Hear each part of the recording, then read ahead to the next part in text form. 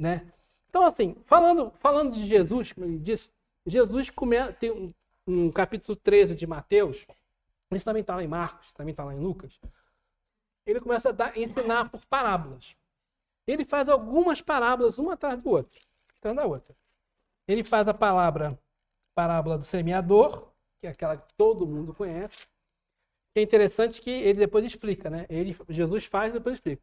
Depois ele faz a parábola do joio e do trigo, do grão de mostarda. Depois ele faz a parábola do fermento. E a pessoa pergunta, por que você fala em parábola? Jesus explica, depois ele explica a parábola do joio e do trigo. E logo depois ele faz a parábola do tesouro e da pérola e depois a parábola da rede. São as três que eu vou falar hoje, que se der tempo. A parábola do tesouro perdido, deixa eu pegar aqui. Outra coisa também, eu estou virando quase padre ou pastor, né? Eu estou com a Bíblia de baixo o tempo todo, mas minha Bíblia é católica, então eu sou mais papado. Na última encarnação eu fui. E eu era um daqueles bons, rapaz. Eu ouvia as confissões e aproveitava em meu proveito próprio. Né? Então não me contem segredo, que é uma tentação. Rogério, vou te contar um segredo, não conta não. Melhor guardar para você. Não sou baú para guardar segredo, uma brincadeira, mas é por aí. Então a parábola do tesouro e da pérola é assim. O reino dos céus é semelhante a um tesouro escondido no campo. Um homem acha e torna a esconder. Na sua alegria vai e vende tudo que possui e compra aquele campo. Malandrão, né? O cara descobre um tesouro, não conta para ninguém, né? E vai lá e engana. A gente pode achar que isso está errado, e está errado mesmo, mas na tradição judaica daquela época, isso era normal. Né? A esperteza fazia parte daquela cultura. E Jesus usava os elementos culturais da época para ensinar. Então já começa aí com essa história, né? Acha um tesouro, esconde em terra de novo, sai correndo, compra baratinho para pegar o tesouro e ficar rico. Mas, né, se a gente pensar disso, né, e ele compara, né, o reino dos céus a isso. Reino dos céus. Olha só que coisa interessante, né? O que é reino dos céus? Eu já procurei, um monte de gente fala sobre reino dos céus. Esse livrinho aqui, que é um livrinho antigo, Eliseu Rigonati, Evangelho dos Humildes, ele comenta o Evangelho de Mateus, versículo a versículo. Pedacinho por pedacinho. E ele faz um comentário super interessante sobre o reino dos céus. Ele fala assim, o reino dos céus designa tranquilidade de consciência, paz interior, felicidade íntima, suavidade no coração. Tudo isso, segundo Eliseu, originado da perfeita compreensão das leis divinas e de completa submissão à vontade do Senhor. Então, o Eliseu Rigonati fala do reino dos céus de uma maneira subjetiva. Mas o reino dos céus, nós espíritas podemos entender que o reino dos céus é um outro planeta melhor do que o nosso. É o plano espiritual. É um planeta regenerado, é um planeta feliz, é um planeta ditoso, né? É o plano espiritual. Pode achar que é o céu, né? Pode achar que é um lugar, outro mundo, né? É uma forma objetiva. E o Eliseu Rigonati, ele já traz essa visão mais subjetiva, falando que o reino dos céus é quando você tem paz de espírito. Como é que ele fala aqui? Plenitude espiritual.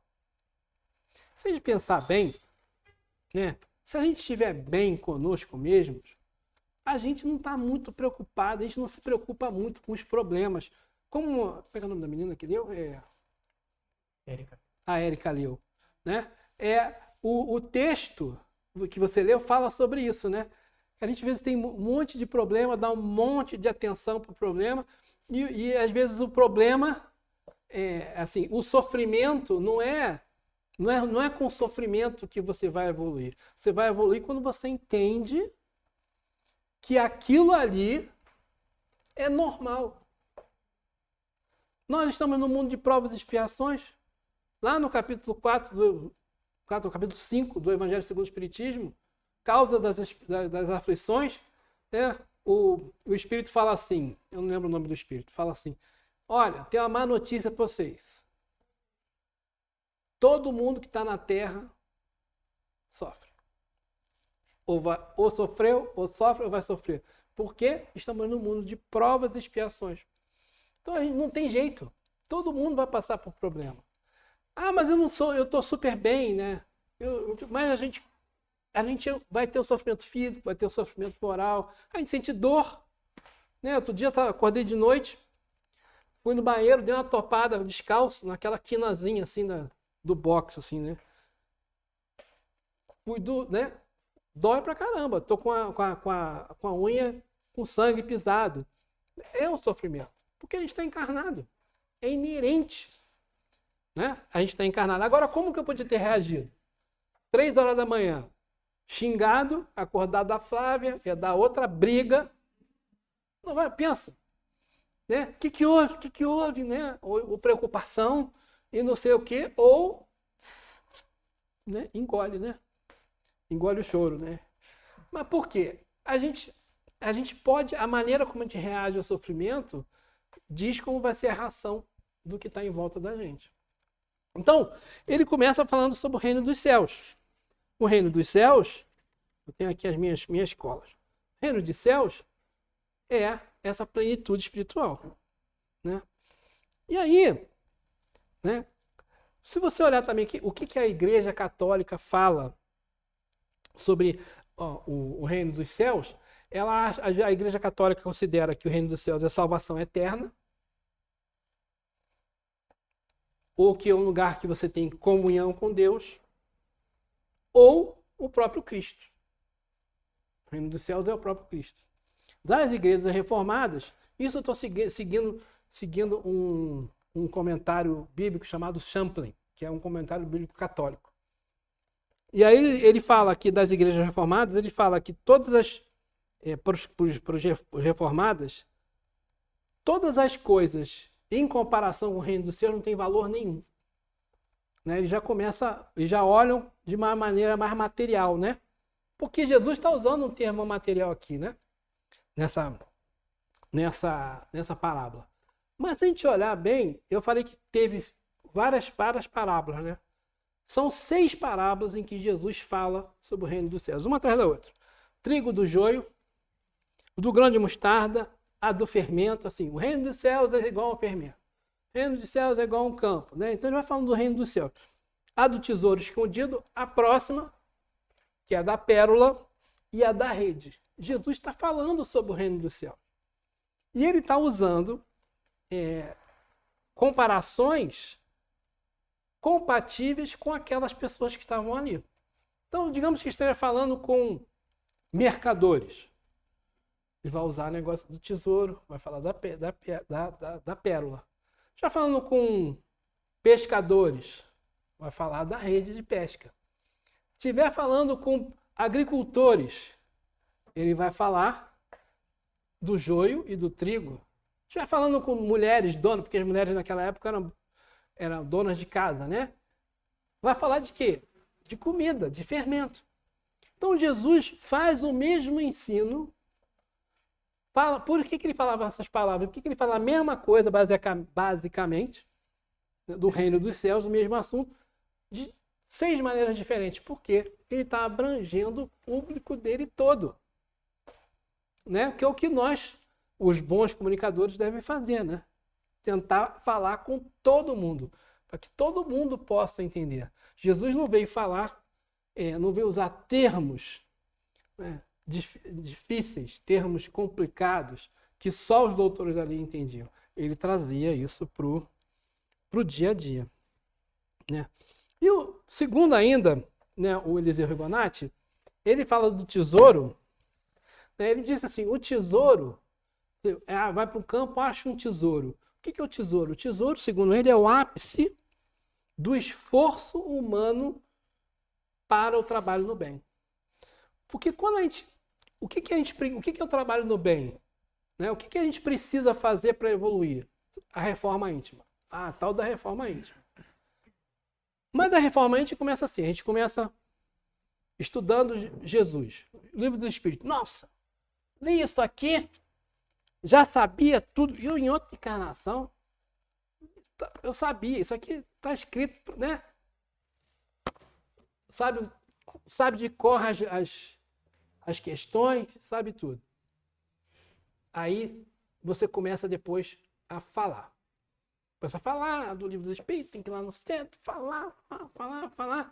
Aí chega um ponto que você começa a ver que você está falando para os outros, mas os outros estão de você meio de lado, né? Aí você fala assim, pô, o que será? Aí você percebe que as pessoas esperam que você faça o que você está falando. Aí você começa a mudar as suas ações. Aí você começa a se modificar. Quando você começa a se modificar, você começa então a perceber que os outros não estão entendendo aquilo que você está falando. E você começa a exemplificar, e você acha que você precisa dar mais. E aí a gente começa a praticar a verdadeira caridade. Eu não estou falando da gente, eu me tiro assim, tiro. Os que conseguiram. Começa a praticar a verdadeira caridade. O que é? Benevolência, perdão, indulgência. O que é indulgência? Indulgência é você respeitar todas as diferenças, todos os times de futebol, né? Todas as religiões, todas as bandeiras políticas, todas as raças, né? Todas as opções sexuais, tudo. Isso é indulgência. Né? E aí, isso é benevolência, desculpa, isso aí é benevolência. Benevolência. É você ser bom com os outros, aceitar tudo. Indulgência é você aceitar o defeito dos outros. Aí, né, é assim, eu que sou Flamengo, aceitar o defeito de quem não é Flamengo. Olha só que coisa horrível, jantar, joguei tudo no chão. Não, mas assim, a indulgência é você entender que o outro ainda não está naquele mesmo ponto. E a gente começa a criticar os outros, tá errado. Na verdade, tem que ajudar. E é muito difícil ajudar quando a gente vê que a pessoa está errada. Nós temos uma tendência de querer punir. Fulano fez errado, tem que punir. Que é o que eu faço. Né? Eu estou andando de carro, vem um motoqueiro, me dá uma fechada. O meu primeiro pensamento é: louvado seja Deus. Né? Que tomara que ele chegue bem em casa. O que cada um pensa? Então, quando a gente chegar nesse estágio que eu falei aqui, a gente já vai estar sendo verdadeiramente indulgente. E aí a gente vai aprender a perdoar os outros. Como o Chico falou. A pessoa falou, deu um tapa na cara do Chico, o Chico falou, Chico, você não está chateado? Chateado com o quê? Você vai perdoar ela? Não estou nem chateado. Perdoar o quê? A mulher deu um tapa, aí o Chico foi lá e fez o que ela pediu, e aí você vai perdoar ela? Foi perdoar o quê? Eu não estou nem chateado. Porque já está num nível de caridade diferente, que é o tesouro. Quando a gente consegue esse tesouro, nada mais importa. Né?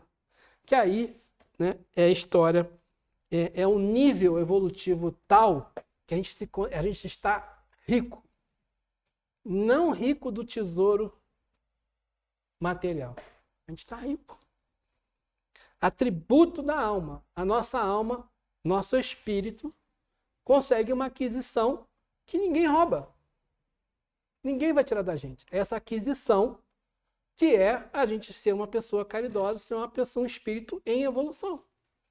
Ninguém tira. Isso é um verdadeiro tesouro.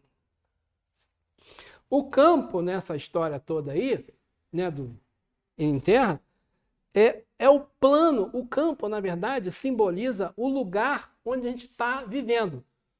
Seja o plano material ou o plano espiritual. Pode significar a cidade onde eu estou, a comunidade onde eu estou, a família onde eu estou, o centro espírita ou a casa de Umbanda, ou a igreja, né? Ou a sinagoga, né? Ou a mesquita, o lugar onde eu estiver. É o campo, é aonde eu estou trabalhando. É onde eu tenho atuação, aonde eu desenvolvo o meu aprendizado, aonde eu trabalho, né? Então, Caio Barchuta, ele acha, comentando Caio Barchuta no livro Parábolas e Ensinos de Jesus, comentando essa parábola, ele fala assim: é muito fácil achar o tesouro. Difícil é vender o campo. É vender o que tem e comprar o campo. Que significa desembaraçar-se de suas velhas crenças, do egoísmo, do preconceito, do amor aos bens terrestres, para possuir os bens celestes. Então, se o lugar que a gente atua, né, o campo, a gente acha, para a gente achar esse tesouro, né, a gente precisa se livrar das coisas do passado, das coisas erradas do passado. Bom, então essa história do tesouro, né, enterrado, do campo, né, Jesus está falando sobre melhoria pessoal. E aí ele continua, ele emenda. No próximo versículo, o reino dos céus é ainda semelhante a um negociante que anda em busca de pérolas finas. E ao achar a pérola grande, de grande valor, vende tudo que possui e a compra. Aí já é diferente. Já é um negociante, um especialista. Já é um cara dirigente, né, que está procurando. Ele sabe o que ele está procurando, né? O dessa parábola, né? Então, essa parábola ela é diferente da parábola anterior, porque ela mostra uma pessoa que quer achar o reino dos céus, a pérola, diferente do outro que acha por acaso. Né? Aquele que acha por acaso leva um susto e quer esconder. Aquele não, que ele acha, descobre, vende tudo e fica com ele. Igual o Caio Barchuta falou. Né? A gente acha um tesouro, então só que para eu ficar com esse tesouro eu tenho que vender tudo o que não presta. O que é o tesouro? Doutrina espírita, a terceira revelação, os ensinamentos de Jesus, o amor fraternal, descoberta da verdadeira caridade, isso é a pérola. Mas para a gente ficar com isso, para a gente usufruir disso, a gente precisa vender as coisas antigas. Né? Então, esse segundo já mostra que a pessoa que compra a pérola é uma pessoa que entende do babado, que está buscando. Jesus está falando de quem? Né? Porque ele está falando para todo mundo. Ele está falando para mercador, mas está dando um exemplo daquele que acha por acaso e daquele que está buscando. Quem era que buscava na época o conhecimento transcendental? Eram os doutores da lei. Quem é que busca o conhecimento transcendental hoje? Né? Os caras que estão sentados aqui são os bons candidatos. Então a gente está buscando esse tesouro. E se a gente achar, a gente tem que ficar com ele. Mas como é que eu faço para ficar com ele? Eu tenho que vender tudo que eu tinha de antigo. O que eu tinha de antigo? Como é que é? A Cabachuto fala, eu até perdi aqui. Me livrar das velhas crenças, do egoísmo, do preconceito, do amor aos bens materiais, né? Possuir bens celestes. Então, né, Jesus está falando para todo mundo de tudo quanto é jeito. E o que é interessante, quando a gente começa a estudar as parábolas, né, vocês podem ter visto outro ponto de vista que eu não vi. Né? As parábolas elas têm várias interpretações. Você pode olhar para aquilo e você vai vendo que existem outros pontos de vista que você pode tirar daí. Porque é muito rico o que Jesus trouxe. Né? Outro dia eu estava estudando, lendo, meu filho me mandou, o Eric, ele é jornalista, fez doutorado, então é uma pessoa muito, muito focada nos fatos, né? No que é história, na história. E aí ele sabe que eu faço esse estudo da Bíblia, ele me manda de vez em quando uns links, né? Ela me mandou um link, uma vez muito útil, sobre a autoria da Bíblia. Inclusive eu usei no meu estudo, né? Quem foram as pessoas que escreveram o Antigo Testamento, por exemplo? Existem muitos estudos sobre isso, tá? É um negócio maravilhoso, tem um monte de coisa. E aí outro dia ele me mandou um sobre umas pessoas dizendo que, uma pessoa de ascendência judaica, falando que Jesus foi apenas uma pessoa comum. E que depois usaram aquele mito, criaram um mito, e que depois foram colocando essas coisas todas em cima, né? Esses ensinamentos todos atribuindo a ele, e criaram ali o mito. Agora, desculpa, como é que pode uma história, assim, um carpinteiro passar 3 anos pregando, né, há 2000 anos atrás, e aquilo que ele falou, ele não escreveu nada. Escreveu nada. Dura até hoje. Né? E está aí forte. Dividiu a história antes dele, depois dele. O calendário mundial. Ah, lá na China não tem. Na China tem os dois. Ah, o judeu tem os dois. Né? Na Índia tem os dois. A história do mundo foi alterada por esse cara. Esse espírito, né? Governador da terra, né? O Cristo, é um espírito tão superior, um espírito puro, né? Que a gente não entende direito como é que pode trazer. E tudo que Jesus falou tem um sentido muito profundo. E conforme nós vamos aprendendo, vamos pegando essa pérola, esse tesouro, a gente vai entendendo e vai chegando cada vez mais fundo. O espírita deve estudar o Evangelho. O espírito deve estudar o Antigo Testamento. O espírita tem que estudar as obras básicas. Mas, acima de tudo, o espírita tem que se modificar, entender isso aí e trazer a pérola para dentro da gente, vender as coisas do passado para a gente poder se melhorar. Depois que Jesus falou de tudo isso, né, falou do joio e do trigo, né, separar, falou do semeador, né, ele vai e termina esse pedaço com a parábola da rede. O reino dos céus é ainda semelhante a uma rede lançada no mar, que apanha de tudo. Quando está cheia, puxam-na para a praia e, sentados, juntam o que é bom em vasilhas e o que não presta jogam fora. Então eu estava em Cabo Frio semana passada, lá no Peró, e a gente, por coincidência, chegamos lá na praia, estava o pessoal terminando de puxar a rede. Né? Como é que funciona? É a mesma rede. Né? A rede fica uma ponta presa na praia, o pessoal vai com o barco, sai com o barco, dá uma volta, né? E fecha ali um círculo, sai do outro lado na frente na praia, e as duas pontas vão puxando, e aí o que pega traz para a praia. E aí vem de tudo. As gaivotas, com doidinhas, né? Pegando os peixes. Vem de tudo. Aí, no caso, tinha até uma tartaruguinha que o cara pegou, botou de novo na água. E vai trazer isso aí, exatamente a história da parábola da rede. Né? Junto ali perto do barco, eles começam a separar o que eles vão levar para vender e o que eles não querem, ou eles devolvem para o mar, ou as crianças vão pegando, faz aquela bagunça, ou joga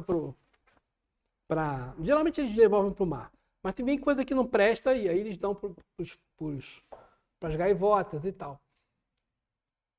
Exatamente o que está ali. É a história de Jesus. Né? Então essa rede que ele está falando aqui é a mesma rede que eu vi lá. E o reino dos céus, né? Jesus compara então, o reino dos céus é como uma rede. O que significa essa rede, né? A rede, se você olhar bem, a rede é um instrumento super bem trabalhado, né? Tem que ser trançado, o tamanho, eu não sei como é que chama mecha, né? O tamanho dos buraquinhos tem que ser apropriado por tipo de peixe, que se for muito pequeno pega de tudo, se for muito grande né, não pega nada. O pessoal ela é um negócio estudado, um negócio trabalhado, não é simples. Que precisa de muito trabalho para você fazer aquilo. E para você fazer jogar a rede também, você precisa de bastante habilidade. Eu queria falar, não é habilidade não, bastante competência para fazer isso. Então a rede, o Rodolfo Caligares, no livro Parábolas Evangélicas, eu só peguei livros velhos, né?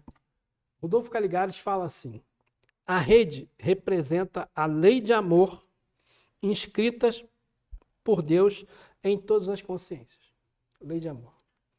E os peixes de toda espécie apanhados por ela são os homens de todas as raças, todos os credos, que serão julgados segundo as suas obras. Porque a rede pega todo mundo. E a lei de amor afeta todo mundo. Por que ele usou a expressão lei de amor?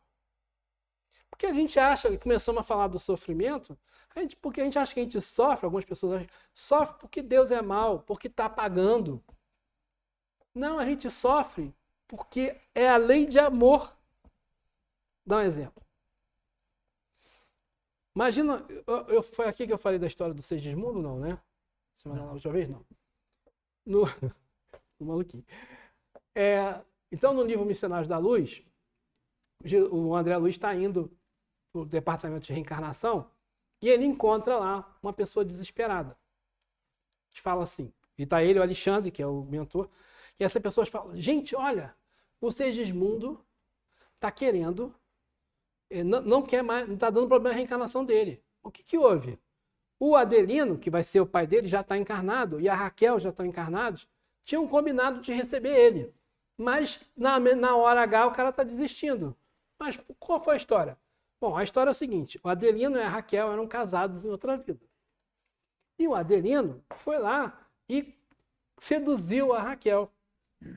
Seduziu a Raquel e, por causa disso, o Adelino e o Segismundo foram disputar um duelo. E o Segismundo matou o Adelino. A Raquel ficou sozinha, porque o outro também não queria nada com ela. Ficou sozinha e acabou parando na prostituição. Então, imagina que enredo. E eles, então, no plano espiritual, resolveram solucionar o problema com amor. Como que seria? O Adelino e a Raquel iam voltar novamente, se casar novamente e iriam receber como filho o algoz do pai e o que desviou a mãe, que fez vítima a mãe. É a lei de amor. Aí a família começa, nossa, que dá tanto problema, é briga do filho, o filho, né, com o pai. E os pais têm a obrigação de fazer com que essas coisas do passado, que às vezes se traduzem por antagonismo dentro de casa, que tem que se dissolver. Porque é a lei do amor acontecendo in loco. Só que a gente acha que não. Por que me deu um filho desse? Por que não sei o quê? Por que me deu um irmão desse? Então, todos os nossos relacionamentos, todas as coisas que acontecem com a gente, são formas da gente resolver os nossos problemas do passado de uma forma mais amorosa. É como se a gente estivesse pagando um carnê da Casa Bahia em suaves prestações, com poucos juros. Né? Aliás, nenhum juros, na verdade a gente paga com deságio. Né? Bom, já está na hora, né? 10 para a hora já. E outra coisa interessante, que ele joga a rede e fala que pega de tudo. Não é assim que ele fala? Uhum. Quando está cheia, puxa e apanha de tudo. O reino dos céus é semelhante a uma rede lançada ao mar que apanha de tudo. A lei do amor atende para todo mundo. Igual a rede, apanha de tudo. A lei do amor serve para todo mundo. Né? Outro dia, falando sobre o Pai Nosso, né? Pai Nosso, que estás nos céus. Jesus não fala Pai dos cristãos. Fala Pai dos judeus. Pai dos apóstolos. É Pai de todo mundo. Deus é Deus da gente e é Deus do assassino que está lá em Bangu. Deus é Deus da gente e é Deus do traficante. Porque a rede da lei do amor se aplica a todo mundo. Mas todo mundo está no mar. Todo mundo que está no mar, todo mundo que está tendo a oportunidade, igual ao campo, né? O mar aí é o campo. Né? Tem a chance de de navegar, né, de viver, de conviver no mar, vai chegar um momento em que a gente vai ter a nossa... como é que eu vou dizer? A gente vai ser arregimentado, a gente vai ser pego por essa rede. E aí ele continua assim, eu vou ter que pular um pedacinho, acho que vai dar certo aqui. Então, junto o que é bom em vasilha, o que não presta joga fora. Assim será no fim do mundo. Virão os anjos e separarão os maus dos justos, e os lançarão na fornalha ardente.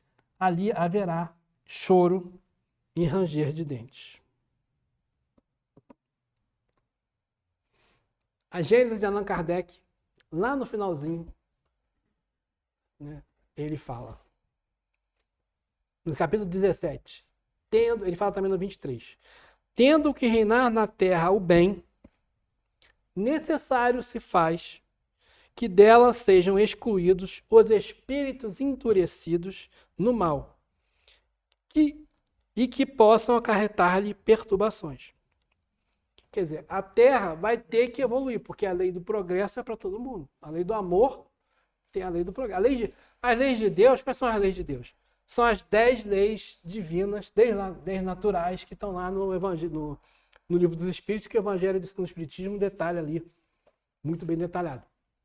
Então, né, a humanidade vai evoluir, está evoluindo. E ele fala, os espíritos endurecidos que podem acarretar perturbação nesse processo, vão ter problema. Deus permitiu que eles aí permanecessem o tempo que precisavam para melhorarem.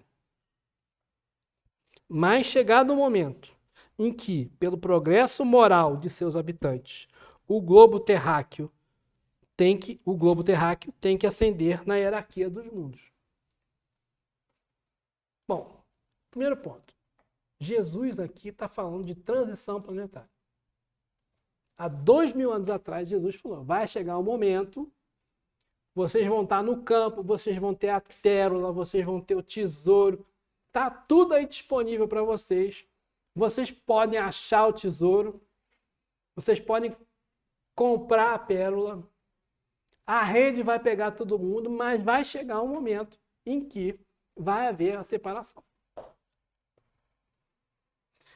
Aí, a transição planetária. Olha só que interessante.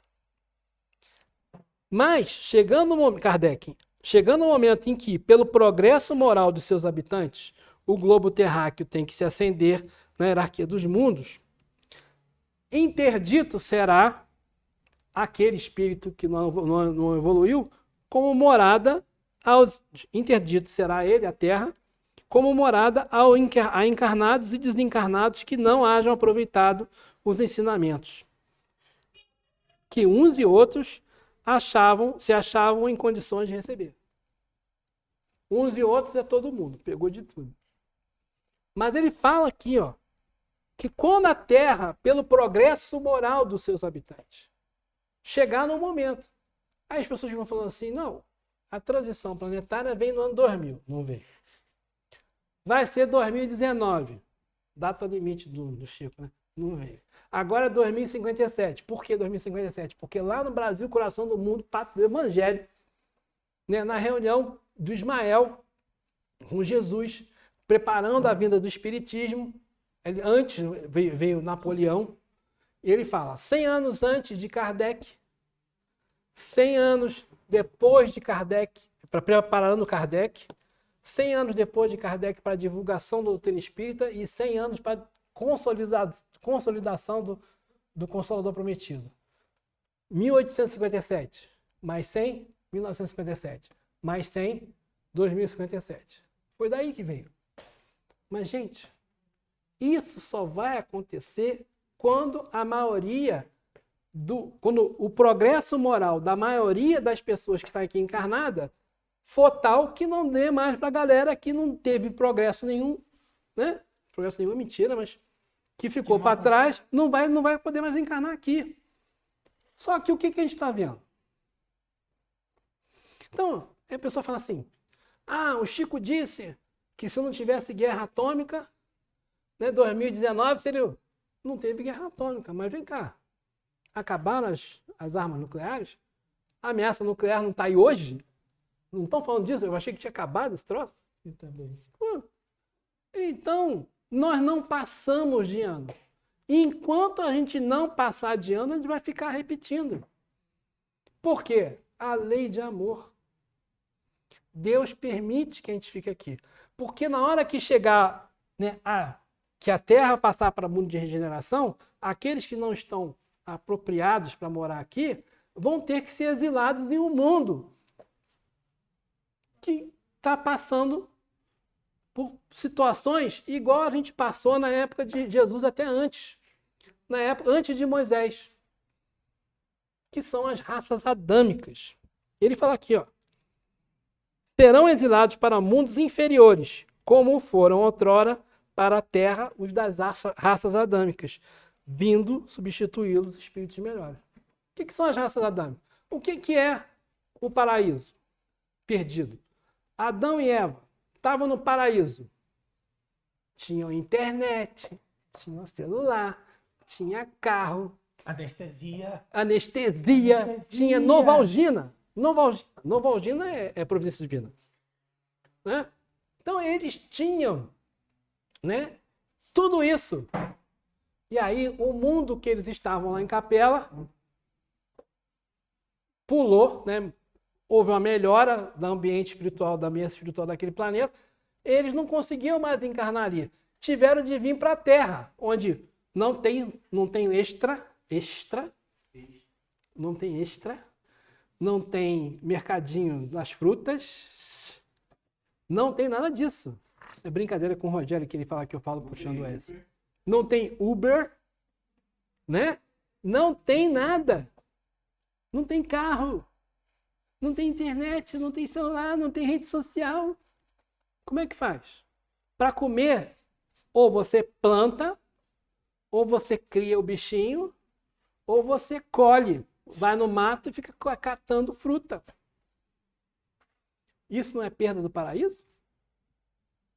Isso não é perda do paraíso? E olha lá, a serpente falou para Eva, né? Não, só tinha uma fruta, uma árvore.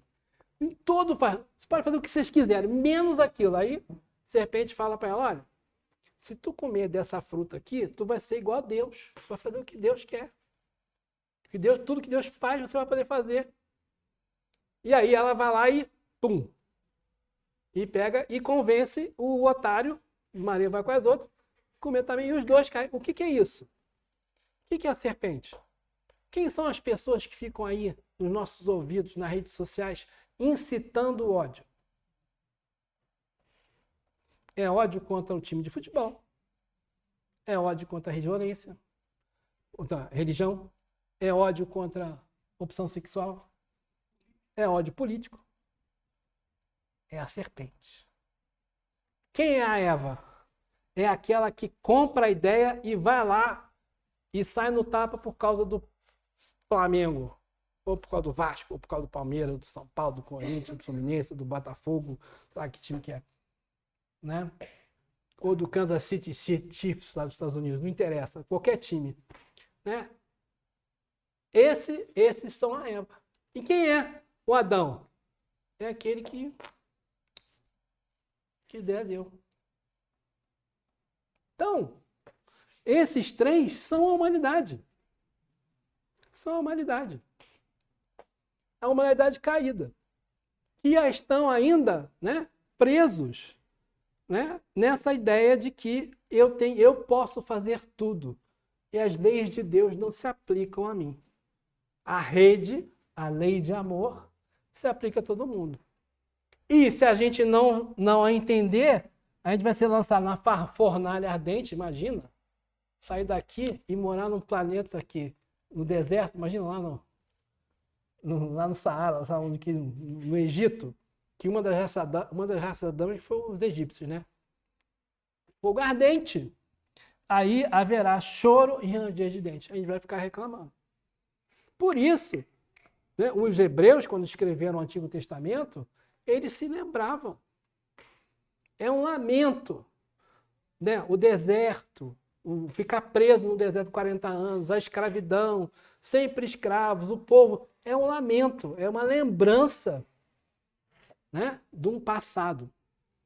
E nós ainda espíritas, por exemplo, sinto lhes dizer, somos ainda somos reminiscentes desses aí que erraram muito. Se vocês pensarem bem, dos 4 povos, né, os egípcios, os indo-europeus, os hindus e os hebreus. Emmanuel nos dá a notícia que os egípcios já voltaram. Os hindus são os indianos. Estão aí muito focados no eu, né? Tem um conhecimento anímico. Né? O cara consegue deitar numa cama de prego, ficar em cima de um pé, né? A vida inteira. Conhecimento anímico danado, mas em volta a pessoa está morrendo de fome. Os indo-europeus deu origem aos europeus, né? Aos povos mais desenvolvidos da Terra. E esses caras estão aí ainda fazendo guerra até hoje. E os hebreus eram os mais endividados, porque eram os que usavam a religião para obter vantagem. Quantas mortes, quantas guerras foram feitas por religiões? Até hoje se mata por religião. Né? Então, o nosso planetinho, ainda temos aí, né, os chineses e os povos africanos que eram da Terra, né, que estão aqui ainda, estão conosco nessa nave espacial, todos juntos. Ninguém é melhor do que ninguém, ninguém é pior do que ninguém. Todo mundo junto, passando pelo mesmo problema.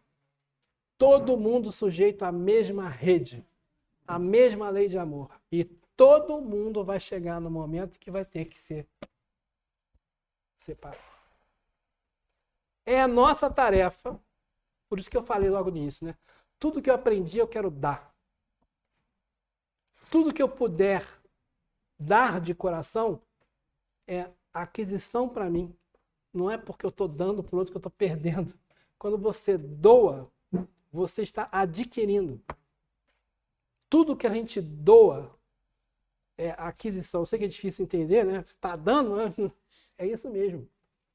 Porque nosso objetivo aqui na Terra é aprender, achar o tesouro, achar a pérola, vender o campo, vender tudo de errado, tudo de coisa errada do passado que a gente tem, para que a gente possa ficar com a verdadeira riqueza e entender, conseguir lá o tal do reino dos céus.